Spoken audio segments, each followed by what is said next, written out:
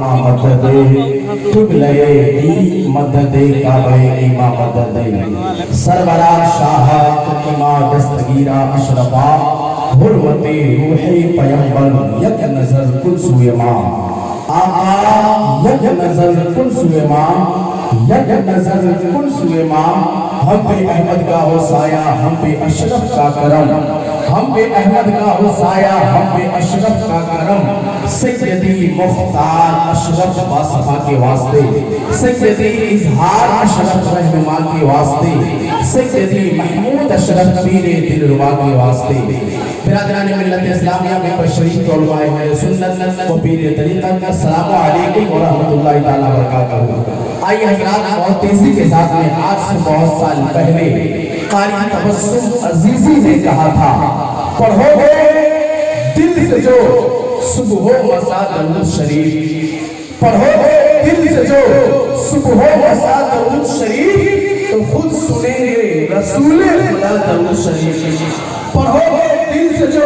صبح و مساء درود شریف تو خود سنیں گے رسول خدا درود شریف اور نبی کو قبر میں دیکھا جو ایک عاشق نے نبی کو قبر میں دیکھا جو ایک عاشق نے تو جھوم جھوم کے پڑھنے لگا درود شریف تو جھوم جھوم کے پڑھنے لگا درود شریف۔ تو آئیے حضرات شاید اسی عقیدے کو فالو کریں بڑے ادب کے ساتھ احترام کے ساتھ میں نبی اور آل نبی کی بارگاہ میں درود کا نذرانہ پیش کریں اور پڑھیں بابا سے بلند اللہم صلی علی سیدنا شفیعنا حبیبنا کریمنا مولانا محمد ماذ الوجود والکرم وبارک وسلم صلی اللہ علیہ وسلم علیکہ یا رسول اللہ صلی اللہ علیہ وسلم۔ ہمیں پیدا کیا جس نے اسی کی بات کرتے ہیں۔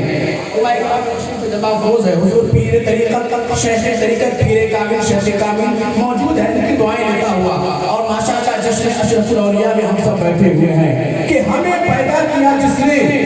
اسی کی بات کرتے ہیں پھر اس کے بعد ہم اپنے نبی کی بات کرتے ہیں۔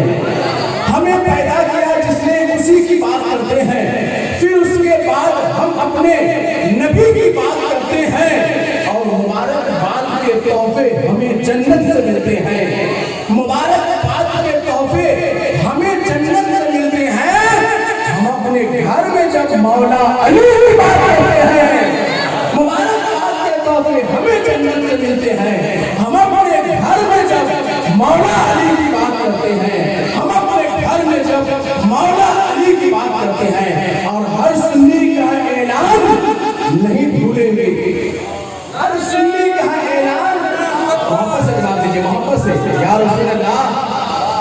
ہر سنی کا اعلان نہیں بھولیں گے۔ ہم پہ جاری ہوا فیضان نہیں بھولیں گے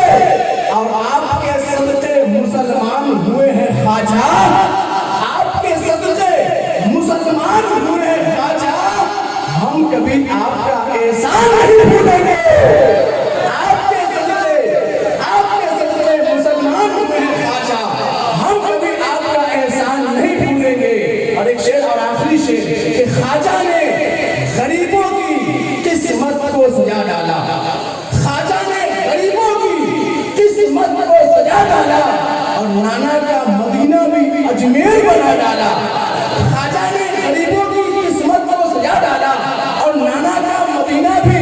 اجمیر بنا ڈالا اور جنت جو شہ جیلا نے بانٹی مریدوں کو جنت جو شہ جیلا نے بانٹی مریدوں کو تو خواجہ نے بھی جنت کا دروازہ بنا ڈالا۔ جنت جو شہ جیلا نے بانٹی مریدوں کو تو خواجہ نے بھی جنت کا دروازہ بنا ڈالا۔ آئیے حضرات اسی خوبصورت ماحول میں ایک اور شہنشاہ کریم جناب محترم غلام مجتبیٰ اشرف صاحب سے میری گزارش ہے بہت تیزی کے ساتھ میں کیونکہ علماء بہت